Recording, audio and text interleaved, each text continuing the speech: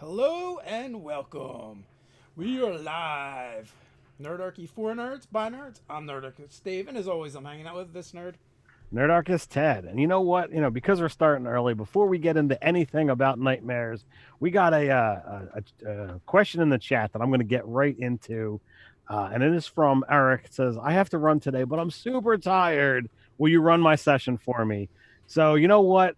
We're going to start off with the typical D&D trope of you start at a tavern and, you're socializing and you're doing whatever. And before you can really get into anything, a wall of fire, a wall of ice, a wall of stone, and then a wall of force falls on the tavern, crushing it all. There you go. Problem solved. What level were your characters? Were your players' characters, Eric? So now this is actually something. Well, we were ninth level when this happened in a game you many were many eons ago. you were ninth level. I was like third. No, you had survived, hadn't you? No, that was on my second round of characters. Oh, okay. All right. Well, so was it Nate, Ryan, and myself that were ninth, and everyone else was third? It might have been. It might have been just you and Nate. I don't know. But the rest of us were third because the DM was being generous and letting us start at a higher level than first. Yeah, back in those second edition days of crazy DM Steve. Yeah, everyone needs a crazy Steve. But Which we is, but we have lots of fond memories and hilarious stories to tell. yeah, that is true. But getting on the topic of nightmares, that in and of itself could be one. But in that particular that same game is where Nate had his mage in the evil white book of death, where he had to make lots of death rolls.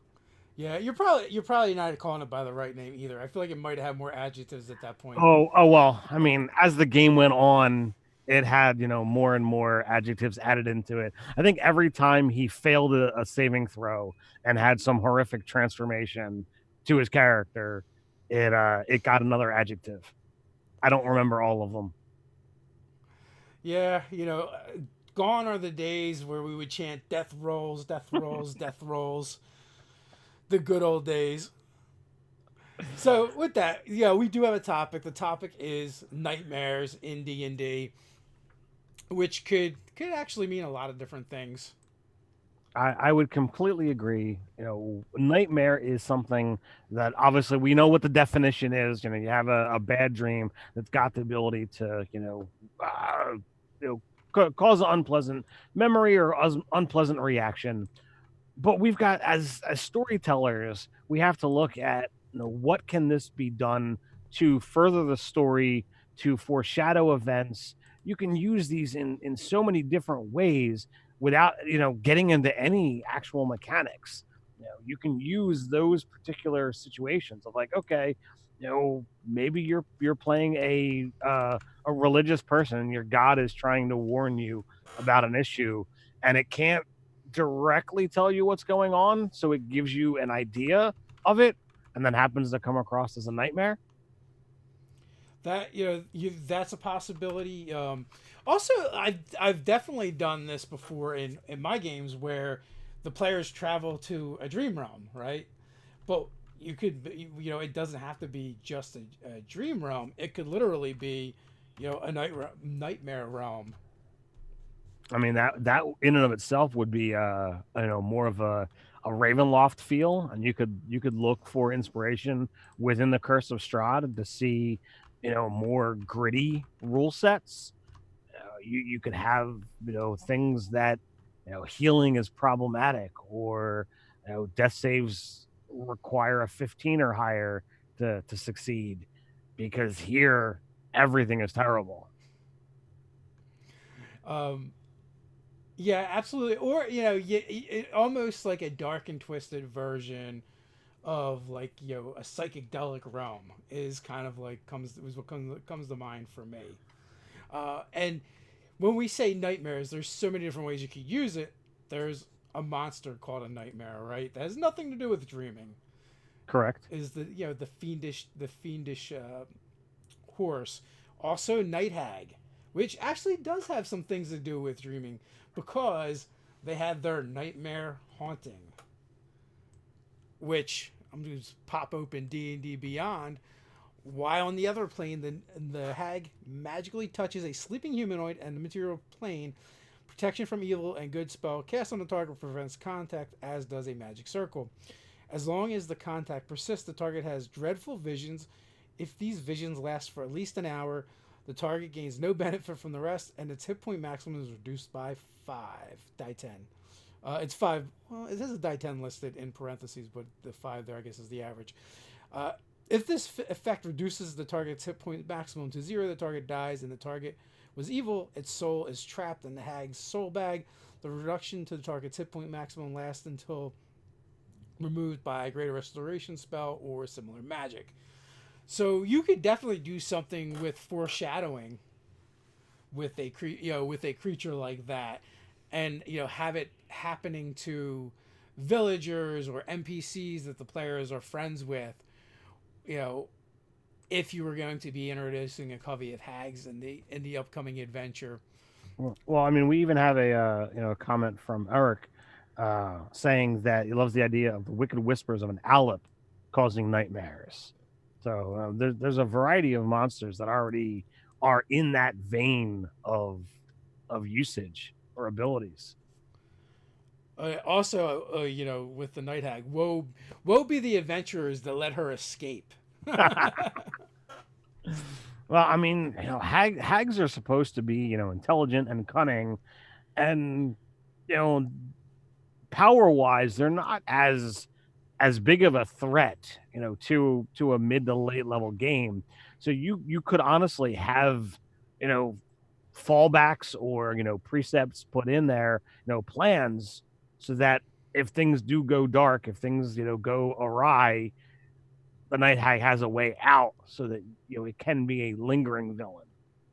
Well, so here's the thing: the night hag is only a challenge 5. Mm-hmm. At will spells detect magic and magic missile, not a big deal. 2 a day, plane shift, self only, ray of enfeeblement, and sleep, and they have magic resistance. But that plane shift twice a day means they can pretty much get away. But they also have the ability to go enter the ethereal plane as well, so they can flee that way as well. So it's kind of an easy monster to have escape and get away, and come back later. And having them come back with that where they come back and haunt them, night after night would be super brutal. And you've got the ability that if you really want, I mean, D&D Beyond hasn't released any tools yet that I've seen, but they've talked about those, scaling up monsters. So imagine that ability more powerful. Imagine using a night hag. Okay, well, it's challenge 5 now. Okay, and as you guys get stronger, so does it, and it draws in more power, and is that much more terrible on you. Yeah, so I was looking at one of the comments about them being being kind of weaker, and they are, but again, hags aren't meant for you to try and you're not supposed to try and use them like a bruiser, right? That's not Right. That's not how they work. They're a bit more insidious than that, and sometimes that's the worst kinds of monsters, especially when you're talking about like a D&D esque game where a lot of the times the players are used to like finding the monsters, countering them, and just killing them. But in a more protracted campaign where these things are just kind of showing up, and they're not just fighting you in stand up fights, and bless you, and bless you, Sorry. Thank you. and they're not willing to just throw away their lives willy nilly like. Oh, I mean, the other thing is, if you planned it properly, there should be bargaining chips of, okay, well, you can't just kill me because I've got souls, or I've got things that have been kidnapped or stolen, and I'm not going to just tell you where they are if you're not going to bargain or let me go or what have you. So like, that's an easy way to just be like, okay, we're going to stop fighting right here, and you're gonna give me an out, and I'll let you have, the child back or the soul back or what have you. And if not, then I'm just going to go away, and you're not going to get it back. You're going to fail in your quest. I also see like you could take that ability to enter the ethereal plane and instead maybe change it from the ethereal plane to maybe like dreamscapes and describe it that way. And with things like that though, you should probably have some kind of lore that pops up beforehand, that your players are going to have access to, so that at least there's some foreshadowing and they can kind of like try and figure things out, or at least start to have a starting point.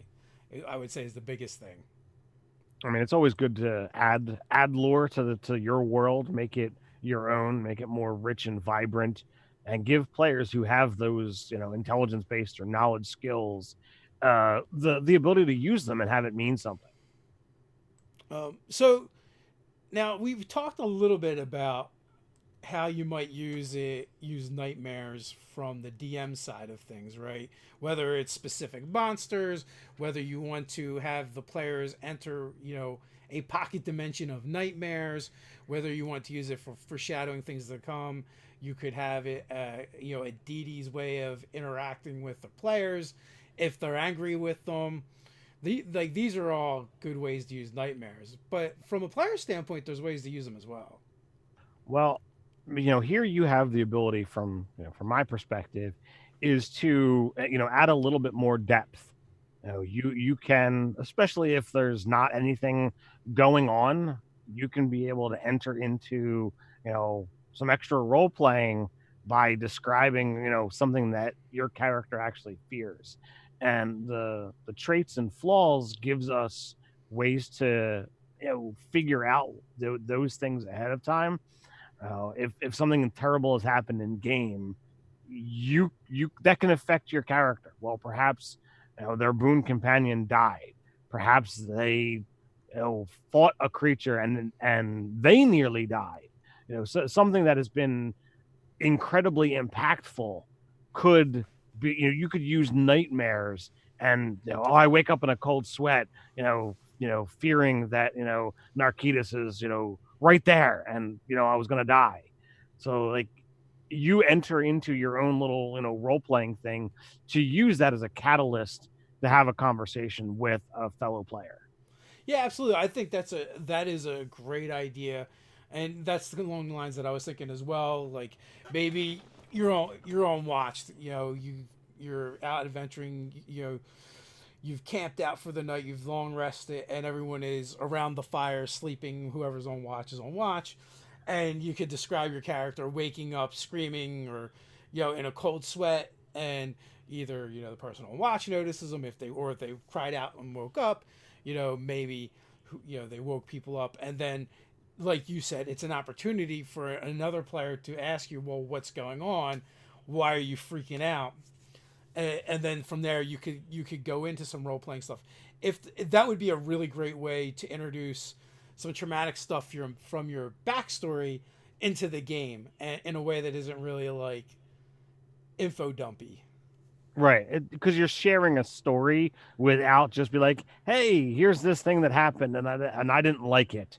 It's more impactful, and you know, there's a story there as opposed to, okay, this character is telling a backstory for whatever reason. There's emotion. That's what I'm looking for. There's emotional attachment because you're starting off from a panic scenario, and somebody is already inquiring, as opposed to you saying, "Hey, can I tell you?" So Taurus wants to know, what do you guys think about using dreams, nightmares to tell the players their near future, like seeing an NPC die, seeing a town destroyed, etc.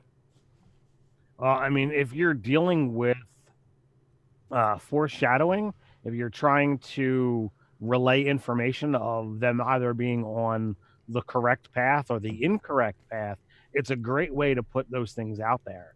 I know that in Dave's game, which someday we'll finish, I like I'm certain that Relion, would have problems with, hey, we made a decision and it was the wrong one.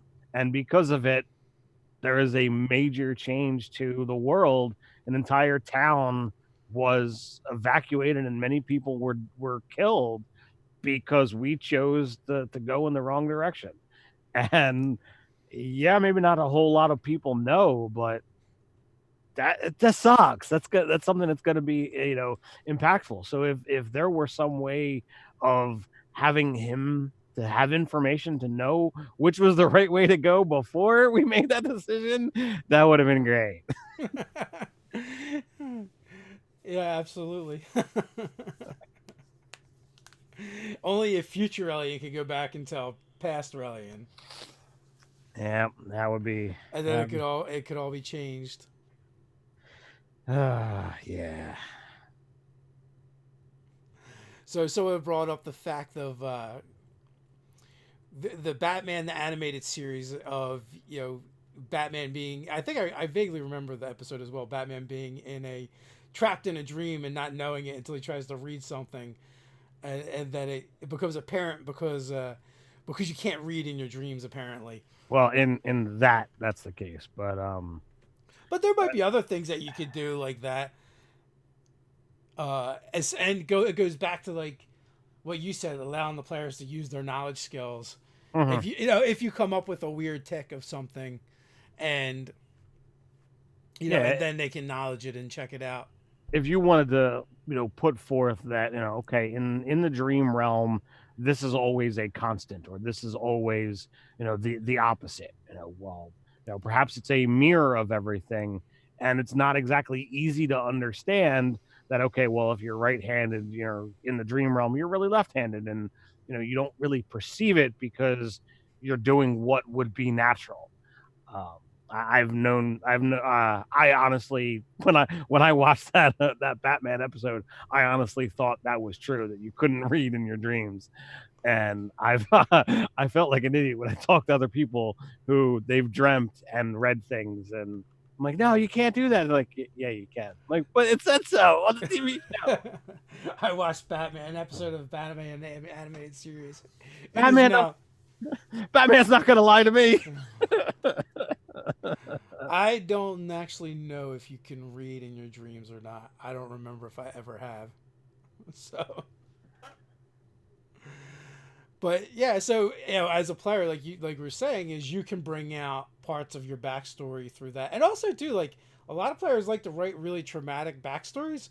So it would only make sense that you would have things like that come up, like even one of the most like macho characters of all times frequently has bad dreams and it becomes problematic. Wolverine, nearly kills people in his sleep from his bad dreams. Yeah, So yeah. so it's definitely something that could add more depth to your character, or something, maybe not something from your backstory, but something that you encounter, during the game. When we played the first season of Save or Dice, Andrew Armstrong's character had encountered like these alien mines, which essentially I think it was an illithid, and he was having visions of an illithid invasion. So like sleeping and waking, that character was then kind of like haunted by that ever after, and it kind of like completely changed how his character was. So one thing that you could do with that whole concept is, like, suppose you wanted to have something that is more impactful, and this could be either from the player standpoint or the DMs. Like, okay, all right, well, we killed the red dragon and we looted the horde, and all is great. And a couple sessions later, it's like, look, we did this, and like no one ever really thought about how hard that battle was, or what the impact was going to be. So if you wanted to, again, from either side, you could insert those scenes of terror when you're waking up, and be like, oh my god, do you realize what this was, and how powerful that thing was, and how we got out with the skin of our teeth. Yeah, we won, but we could have all been fried to a crisp. We could have been its dinner, and it would not have cared, it would not have thought about eating us, and how what kind of impact. It's like, yeah, no, we're just a snack to that thing. Could have been So, the end of everything. so it honestly, you've got the ability to really retcon and add emotion to a scene that you didn't have before. And if the player is cool with it, you as the DM, you can kind of do the same thing of like, hey, look, this is what happened in that battle. Nobody really reacted to this, boss that I put a lot of work into. Can we tweak some things? Can we do work with this? And the player can kind of get into it, or you can describe what the player sees while they're dreaming, and allow them to really get into the role playing and be terrified. And then you can really turn it on them when that monster that they're now afraid of comes back as an undead. You could also experiment with almost like flashback scenes, Mm. but instead of doing that, you could do it with dreams or nightmares, and give your players an opportunity to kind of role play something that happened to them in their past, especially if there's a reason for it, like maybe where they're at is just going to invoke nightmares anyway, and like you already know this going in as the dungeon master that they're going to this specific place, um, and you know that they're going to be there long enough where they're going to sleep there. Mm. So maybe ahead of time you reach out to your players and go, "Hey, I want you to think about something bad that happened in your past, and we're gonna have a role play scene, right?"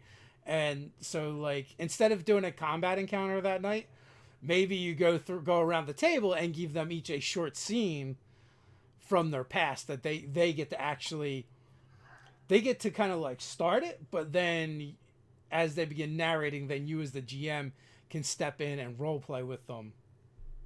So the fun thing that you can do with that is, number one, you can give the players like, oh, give me 1 to 3 scenes that I can work with, so that you have the ability to be like, all right, well, what can I play with the most? And we all know that human memory, and I guess elven dwarven memory, is not as perfect as we would like it to be. We remember things differently than what actually happened. We try to change so that it's better for us. So like the same thing that could happen. So you could use these as information to let a player know that, hey, I'm changing the story a little bit, and I'm tweaking it because it's going to be meaningful to the story. So hey, you thought it was a wolf that did this. Well, in fact, it was actually a werewolf, and you saw a humanoid form. It actually spoke to you, but you were so terrified of it, you don't actually remember the words. You just interpret it as a growl.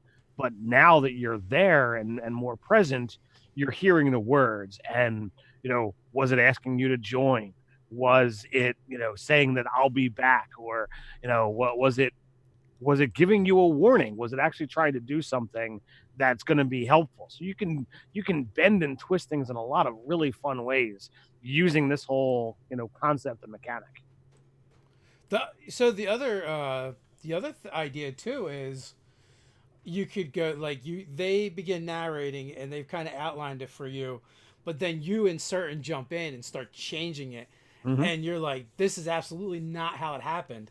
You don't remember it. This is all wrong, but this is what's happening right now because of whatever's going on, because of whatever outside influences. So like I said, instead of a combat encounter, they're all going to have these role-playing encounters, which maybe it is a combat encounter, but it's just them versus their nightmare. I think that could be a lot of fun. Crystal Tide Magic, Sleeping Dragon creates dreamscape that causes local village to have nightmares. Adventure killed dragon, but turns out the dreamscape also gave villagers magic. Villagers are mad at adventurers. So, that actually sparks an idea. Anytime you have any kind of really powerful monster in an area, I could definitely see that as being like a regional effect that you could insert, especially things like an illithid colony or aboleths, anything that really would affect the mind, could put out these emanations that maybe not even intentionally, just by being near their dark and twistedness and their weirdness, it starts infiltrating the dreams of people in the village. Like that would be a cool adventure, because now it's like more of a mystery. Like people are acting out of sorts, and maybe like it turns out like they were having the people that are kind of doing things out of character. You find out they were having nightmares up until, and then like that becomes the precursor to someone else also having like one of these episodes, which could be everything from they're just not acting right and being weird to they combust into a monster or something. So, we know that, nightmares are all about, fear and terror, and we have access to a variety of spells that duplicate those effects. So you could even have a nightmare be like, okay, you have the nightmare, but make your saving throw. This is what, the effect of this spell hits you, even though no one has actually cast it, or maybe you don't know that somebody cast it, whatever. But you have those spells as guidelines to go off of, so you don't even have to build any new mechanics to work with. And then you could, if you wanted to build something that was interested in involving with dreams and nightmares, you've got access to those spells that you can give them, and then build potential mechanics off of it if you so desire. I mean, it could even like you could literally base a campaign off of that, right? Or at least an arc. You're right. First level characters, you wake up on a barren, blasted landscape. There is four other people laying there with you. What do you do? Right? Especially if you don't want to figure out how to get the party together, or, what's going on. You just kind of throw them there, and then maybe have some monsters begin rising up out of the dirt to attack. And then, one, it'll take them a while to realize they're in this nightmare land, as maybe they start encountering things that they've had nightmares about or they're afraid of, and they adventure for a while, and then they have to realize, once they realize where they are in their trap, then the adventure or the campaign becomes them trying to escape and get out of there. Yeah, I mean that could certainly work, and you could even like pull that off as like a mini arc mid campaign. They don't know how they got from wherever they were to where they are now, and maybe that's part of the mystery of the game, is to get back to wherever they were and learn how they got there in the first place. So I think that could be pretty awesome and pretty easy to insert. Yeah, I often like doing things like that, and it's also way better than trying to. No matter how you do it, one of the things I want to say is you just narrate what happens and where they're at. Don't try and figure it out. Don't explain it. The players ask you about it, be like, "That's odd. It's weird. I don't know either. It doesn't seem like it should be like that, right?" Because if you're like make saving throws, or if you kind of like what you tried to do with the Ghost Walk Yeah. campaign, where I'm going to kill them all and then have them all come back, like there's too much room for error with that stuff, and I think you get more buy-in from players when you don't try and mechanically make it happen, when it's a thing that's just going to happen. I mean that's something that, as veteran players, we've learned this, that you know the dice are going to screw you. The players have the opportunity to be like, no, I'm not going to go with what you're saying. I'm not going into that building, or I'm not going to go talk to that NPC. If you just insert what happens, and you say, oh, you guys approach and begin having this conversation, or you've already talked to them, you've got the quest, and this is what's going on. You need to put the players, the characters, at the point where they can then make the decision, as opposed to giving them the opportunity to mess with your plans. Well, it's not just messing with your plans. I just think people in general just appreciate that more than you giving them choices that aren't really choices.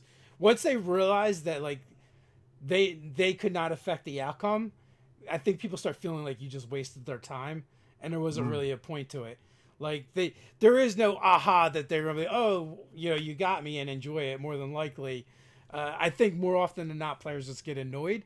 So if you do the thing where you're like, yep, you just wake up at this place, or you regain consciousness someplace, or you're not where you were anymore Right. because of magic or whatever. I think they can accept that a lot easier than like going through the whole rigmarole of the outcome was always predetermined. Mm-hmm. And thankfully we've got a rich gaming history to have gone through and learned from our trials and tribulations. We've had plenty of time to make plenty of mistakes. So we are right around the halfway mark. Do you want to jump into one? If you guys or gals have questions, feel free to ask them. Just put GM911 in the beginning, or questions so we can pick them out real easy, or at Nerdarchy so we can grab them. And do you have any announcements? All right, I do. So first and foremost, if you happen to be local to South Jersey, Central Jersey, what have you, and have any plans of going to the Cogs Expo, not this upcoming weekend, but the following, yours truly is actually going to be there.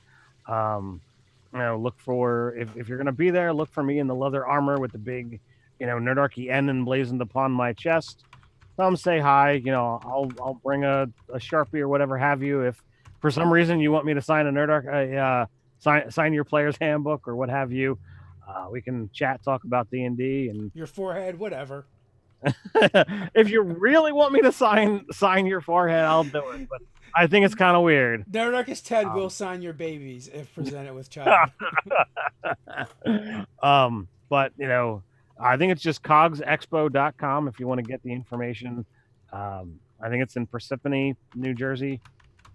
But go look it up. I meant to throw it in the throw a link in the description. My apologies. We also have announcements for the monthly giveaway as well as Dave's game. So while I'm reading off that stuff, Dave is going to look at a calendar and let you all know when that game is going to be. Because we didn't talk about that ahead of time. Surprise! So, is this game supposed to happen in May or June? This is the May game. Okay. Although, like, my April game happened to be May 1st, so yeah, figure it out. So we are giving away one of the massive copies of Rapanathek. This is an awesome adventure that's over 600 pages long. There's a lot here. It's a heavy book. It could be a book, it could be an adventure, or it could be just a weapon for beating your players. Do it as you will. But we're going to send that over to Chad Drake. So I will reach out to you, possibly even as early as this evening. And I will get your address and send this your way. As this is Dave's month to run the fan game, the players that he'll be emailing at his leisure will be Nick Mather, Michael J. Bloomfield, Jan Cleaver, Andrew Orwin, Mike Zipf, Daryl Lalonde, AJ Kinney, Leo Hale, Alexander Edwards, and Luke Newberry. So I don't know whether Dave's cutoff is 4 or 5, but of that number, the first 4 or 5 that respond and that can do it will be the players in the game. But we almost never get a full allotment from the list. I think I did it once. It rarely does happen. So it will be the 26th, which is a Sunday, 2 p.m. to 5 p.m. pretty much. So we're gonna have to announce the June game pretty early. That's gonna be tricky. Because that's gonna be tricky because I can't really run a game while I'm in the castle because I'll be running other games. So that one might wind up being another one that gets pushed into July after I get back. We'll see. I have to look at the schedule, but we always want to do the service to you guys and gals out there that care about us enough and want to game with us. So we'll find a way to make it work, or I'll find a way to make it work. So next week, We probably won't be doing the live chat because I'll be playing in a Jasper's game. Jasper's Day game day, which is a charity event for suicide prevention, and that's going to be on what is it? Mini terrain domain. That's it. I always forget that one. But You like to mix the mix things them around. up. Yeah, game, terrain, something mini over there. I don't know. No, so we'll be playing that game 6 p.m. to 8 p.m. I believe. So I'm sure it's probably going to run over too. 2 hours seems pretty short. I know we like to play some shorter games online, but even 2 hours seems a little bit short. 2 hours is pretty tight. I've run some short games, oh, but most of the time 2 to 3 hours is a good block. So it's 5 days to Taurus's birthday. Happy birthday early. Happy birthday! I hope your players get you something really good. Yeah, so I'll be running Valhalla Awaits as a kind of a mildly Viking themed game that I've run in the past. So I'm excited to play with a bunch of cool people over there. Eric has a question. Eric Muhurin. I'm writing. I'm wanting to run a group of intelligent devourers as the campaign big bad. They're centuries old and taking over the world to extend the Underdark. How do you recommend balancing running them? Hmm. So intellect devourers that are the big bad. I mean, aren't they the little brains with feet that the mind flayers make? Yes, I So I don't really think you need to bump them up, right? Initially, especially, you wouldn't need to bump them up for a long time. But yeah, that really lends itself really well to a political style campaign yeah. where they're replacing people, and it will take a while before the players even know that what they're up against. So honestly, what comes to mind when I think of that is a political based game where the rivals or adversaries that you're against are actually being controlled by these creatures, and it might not be until some of your own people get body snatched that you realize that there's even a something weird going on. Right, because you rather than using the stats of an intellect devourer, you just are saying, all right, this thing is now taking control of the insert NPC, and the NPC is now against you. So you've got the full array of all the NPC stat blocks to play with, and they're all against you. We have another Eric. I'm going to be having an arena fight involving a player. What do you recommend to keep it interesting? How would you engage the other players watching in the stands, stopping a cheater? So I don't know what the stopping a cheater part means. I don't know if he's in the arena because he's been caught cheating, No, and no. I think what he's saying is like for something for the other players to do, someone that's going to cheat and help the mm, opponent. so number one, I don't know how many things are in the arena, but you could always, give over control of the NPCs to the other players. So like, okay, all right, there's this one champion and he's gonna fight all of these guys, and you know, every player is handed somebody, and you as a DM, you get to sit back and do any of the role playing stuff, or you could just sit back and let them duke it out, put your feet up, and enjoy the show. I always like those kind of moments. They're fun, um, and when when the player loses their NPC, all right, they get to sit back and they can oh, you now be someone in the stands, and you can shout out encouragements or insults, or do whatever. I think that could be a lot of fun. It would be really interesting to turn all the players into the stands into a skill challenge where Mm. where they're trying to either distract the opponent, rally the fans, but depending on how well they do in the skill challenge or how poorly they do, it affects the fight. Your guy or the other person's guy could get disadvantages or advantages Could based be on like what they're doing. you could have like a bless or a bane effect. Yeah, absolutely. Bless or bane, advantage, disadvantage. Um, maybe like you said, I do like the idea of letting them control the enemy NPCs. Also, what if there's things going on in the arena? Like it's not just a flat, you know, open ground where you're just going to slugfest, but things are happening, and like maybe there's hazards and traps, and they have rules and mechanisms for them that the other players can control, and Mm. they can use it on whoever goes near that particular hazard. There's certain rules that apply, and it's kind of like the player's job to use it indiscriminately, maybe. Well, it's definitely fun, especially if like they're uh you know into it enough that they're willing to decrease their allies' chances of winning. Is if they're just being someone in the stands, and it's not like, oh, you got to play your character and do what your character would do. I think that would be a lot more fun, and it could change the outcome.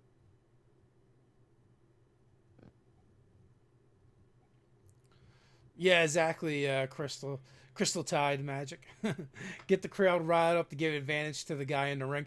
But here's the other thing too, right? Like if the players, that's why I said make it a skill challenge, because if they do really poorly, you could give the consequences. The enemy gets advantage, or or the ally gets disadvantage, or something along those lines. Uh, so I would, on the fly, I don't have anything in mind, but I think if I thought about it, I could definitely come up with some rules in order to change things. And also, you might even want to like look at individual skills and tie the result to that. Pass or fail, and like Ted said, well, it could be bane or bless, it could be advantage, it could be disadvantage, or or maybe for that round, everything's difficult terrain for one of the players because they're distracted or something. But I mean, skill wise, persuasion, intimidation, insight, deception, all of these definitely as a a member in the stands, you've got the ability to gain some kind of advantage over the combat, or notice something that's going on with perception. So I think any of those could apply to a skill challenge from the non participants of the fight. Well, yeah, even even skills that maybe you didn't think about. If players come up with a good rationale, like Oh yeah. someone's like, yeah, like if say the cleric is like, I've got medicine. Can I make a medicine check to see if it looks like his opponent has any weaknesses or suffering from something, and your character can like call that out to their ally. So like what I would do in those situations would be, okay, well, you have your set parameters of these are the things that you can do. Everything else, based off of how I think you're going to or how you are describing it to me as the GM, and how feasible that sounds, will set your DC. Everything's a potential option, but it might be, all right, you got to get a 30 to have a shot with arcana or athletics, like whatever. um but if they come up with something that's really good, well, then go ahead and lower it into what's useful. And as with all regular skill challenges, you really should only be able to use a given skill once, before like you got to move on to something else. Yeah, per player. Yeah, that absolutely makes sense. There was another question. Yeah, it was. Taurus here. Yeah. So, what do you guys think of the multiverse? When I was a player, my PC got teleported into an alternate universe. I want to have an evil version of my PC and my normal PC in this world. Thoughts? So, Mirror, mirror. uh, Anyone? my Remember, the evil ones have the goatees. uh, except in Futurama, the Bender with the goatee was the nice one. Well, that's because it was mirror, mirror. That's because it was the opposite. But I mean, this was something that was done alternate universe in Star Trek, pretty pretty regularly in Deep Space Nine, and it was like for me, like every time one of those things came up, it was like a drag. I'm like, oh really, this nonsense again? If it's done well as like a one and done or used very rarely, I think it can be a lot of fun. And if you play around with it to everyone's satisfaction, then it's great. But if people are not buying into it, there's an infinite universes and infinite, possibilities, then you are off offering out to them of, okay, well, this super artifact in this world, well, I'm going to go and try and get all of them so that everybody gets one. That becomes a possibility, and it gets annoying real fast. Does 5e still have what was it, the Mirror of Opposition? I don't know if that's in the current edition. But that was definitely a thing before, where it would create dupes of you, and we definitely had to fight ourselves at some point. Yeah, I recall having gone through that. I don't know if it was with you or with another group, but yeah, that is something that definitely has happened. We do have a mirror here, a mirror of life trapping. That's always fun. Yeah, so Nope, that's it. That's the only mirror in the DMJ. that, and I might even be misremembering the name as well, but I bet Doug remembers. Doug freaking remembers everything. That steel trap of his. Yeah, but yeah, that was definitely one of my first campaigns. We definitely encountered a mirror, and then we got zapped into the mirror, and we had to sorry, Doug saying in Just Quest they had to fight chocolate duplicates of themselves. Nice. But yeah, that was an early adventure where we got sucked into the mirror, and you had to fight yourself in single combat and hopefully beat yourself. And also, like, that's actually kind of a hard fight because it's like a 50-50. Who's going to use your abilities better, who's going to um, get better rolls. And so, I don't know, previous editions and the way we played were a lot more brutal. I think I lost to my mirror self. So did you get to play the evil you? I seem to remember Because something like that happening. It's because I think also like 20, 30 years ago. so like I think that would be something that would be interesting is like, okay, um you go into the mirror with the adventuring party, and if one of them dies, the whoever lives is pushed out of the mirror. So if you wind up killing your PC, it's like, hey, there you go. You got an alignment change, and here's your new traits. Play Have this fun. guy. Your mechanics are the same, but yeah. So Doug, yes, I will defy the Terran Empire. Sorry. Yeah. Commenting in there. Mm. Let's see. Question from Crystal Tide Magic. Weirdest scenario your character found themselves in? Man, I don't know if I have a weirdest scenario that I can really recall that's like, man, this is I don't know, you got anything? Relian did have something that kind of happened to him, but this is just a casualty of all of my players when they don't show up for game. So yes, Relion was kidnapped by the Goblin King, and this is the Goblin King that we all know and love from the wonderful show Labyrinth. And he was trying to turn me into a goblin. And Partially succeeded. I mean, hey, what happened to him? I'm pretty happy with. I think the benefit that I got out of that was worth the risk and the hassle. When you've got a guy who's obsessed with reading books and he no longer has to sleep 8 hours but goes through an elven trance, yeah, that gives him 4 hours a night that he can read books. So I had a character, and I believe it was either a wood elf or a high elf back in the day, maybe a wild elf. Got murdered by a werewolf, which kind of Yeah, killed him, but he got happens. better because he contracted lycanthropy and came back. Later, murdered by an evil adventurer. Then he was reincarnated into an Urga Magi. Then he put on a belt of masculinity and femininity and had his gender swapped. And later, that character also ended up getting imprisoned in Darkhold via the imprisonment spell. Man, that's that is quite a twist for that character. As a DM, I've been put into odd situations.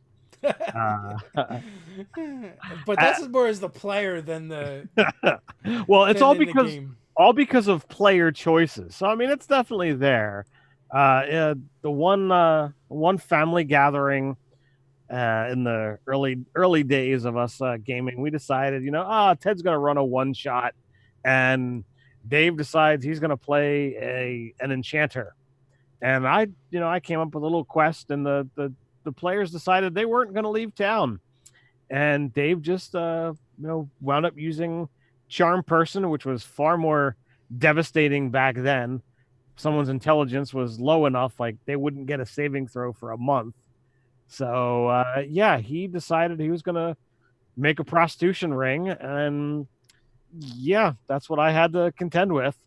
And that's Brothel, not sorry, we prefer the term brothel, sorry, and it sorry, was a brothel. very high end and respectable establishment. We provided valuable services to the community at large, and by it was a boon to everyone.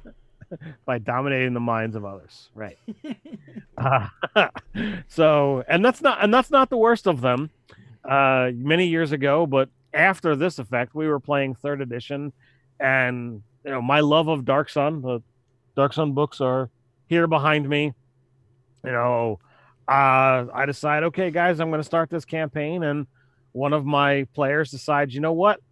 I want to come in as a female half giant, and she's a dominatrix, and I want you to role play the domination session with me, and have people pay her to have this happen. And I'm like, I'm not really comfortable with this.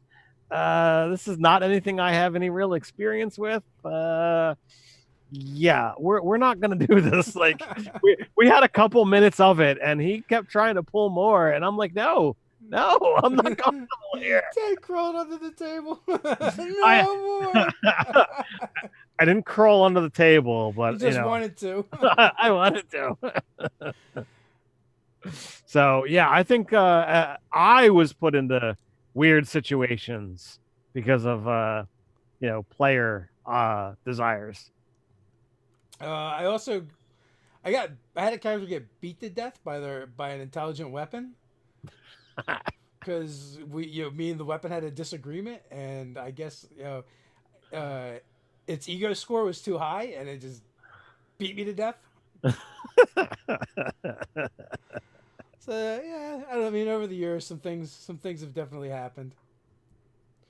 Also, I will say, like, over the years I've been the dungeon master more than the player, so I've had less opportunities for anything like truly weird. And I feel like as a DM, even when I was like a little bit harsher, I didn't really put my players in weird situations. It's true. So Just lethal ones. just lethal.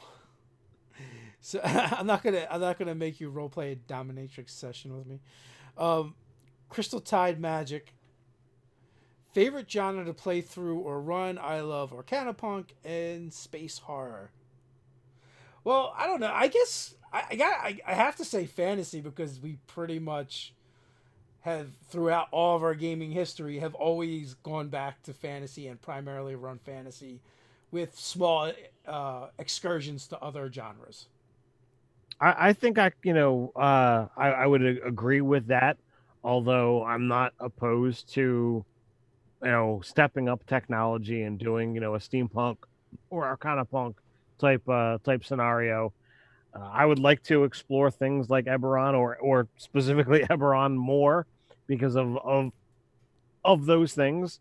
I like the concept of, like, hey, I want to be able to send a message across the realm and having to pay a person to take a physical scroll and ride a horse and pray that they're going to make it. Like, I don't know, like chances of success aren't usually that high. um so I would like a little bit more of that. I would like to have it set that, okay, totally Diablo style. There's teleportation circles that you have the ability to either get a rune or have those circles at way stations, and you can pay someone to activate magic to send you there. Like, I like those kind of concepts, and I would like to be able to do more with them. But like, those are more high end fantasy, or beyond typical fantasy. Yeah, I guess Ebron is the only campaign setting that I've ran in that wasn't like our homebrew. And I guess I ran that for a while. It felt like I ran it for a while when we played the Ebron game for Yep. a couple months, probably, right? I was longer than that. I think we started at first level. I think Gears was at least sixth. Okay. And then I think we kind of wrapped up like that campaign fell apart when one of our people moved away. It's like, yeah, we got to a point, and it's like, we had no idea that Will was really leaving the game, and we're trying to we're trying to stop the people from taking away. He's like, no, I'm really a bad guy. I did all of this stuff, and it's like, what? Well, I guess what Ted's trying to say, like one of the players was going to be moving away, so like he was kind of like we cooked up the scheme where he was working against the players, not kind of indirectly. It wasn't like super harsh, but he was like passing information, and he was working for like goblin mobsters pretty much. And eventually, and he also was posing as a house member for House Thrask, and he really wasn't.